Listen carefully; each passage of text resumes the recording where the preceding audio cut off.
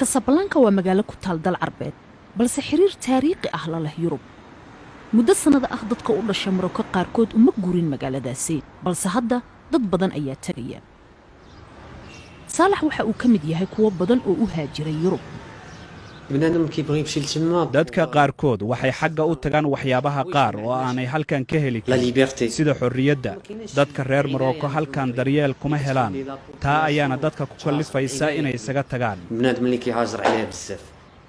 ra'yi ururin ay samaysay Arabrometer ayaa muujinaya in boqolkiiba 70 dadka ka yar da'da 30 in ay ka fikirayaan ka tagida dalkaasi Saalax sanadkii tagay ayuu ka soo laabtay Yurub kadib markii loo diiday dhalashada dalka Jarmalka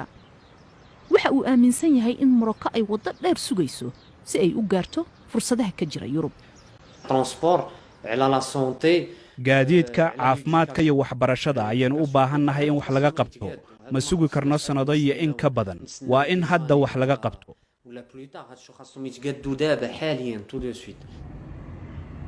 Maroko waxa ay ka mid tahay gobolada boqortooyadooda ay muujiyeen adkaysi oo aysan saameyn hirarkii dibadbaxyada ee ka dhacay gobolka lama maqlo boqortooyada Maroko oo la dhaleecaynayo balse waxa aanan abad laga fikirin ayay hadda dadka qaar ka hadlayaan taxkuum fi iqtisaad in la xakameeyo dhaqaalaha iyadoo aanan laga saarayn siyaasadda khaasatan heerka maalgelinta dhibaato ayay sababi kartaa oo ay ka mid tahay diidmada boqortooyada rafd almalakiyya nafsaha Cabdiladii Fatuuj waxa uu madax ka yahay wargeys afka mucaaradka ku hadla oo ka soo baxa Casablanca ay laxda mumkin an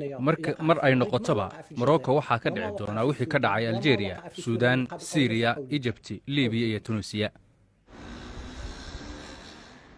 Maroko laba dal ayay u egtahay qasri sal adag oo ka badbaaday kacdoonkii Carabta iyo korarka dadka ka yar 30 sano oo damac badan leh balse siyaasad ahaan aan u faraxsanayn labadaas dhinac in la isku keeno waa caqabadaha horyaal hogaamiyaasha Maroko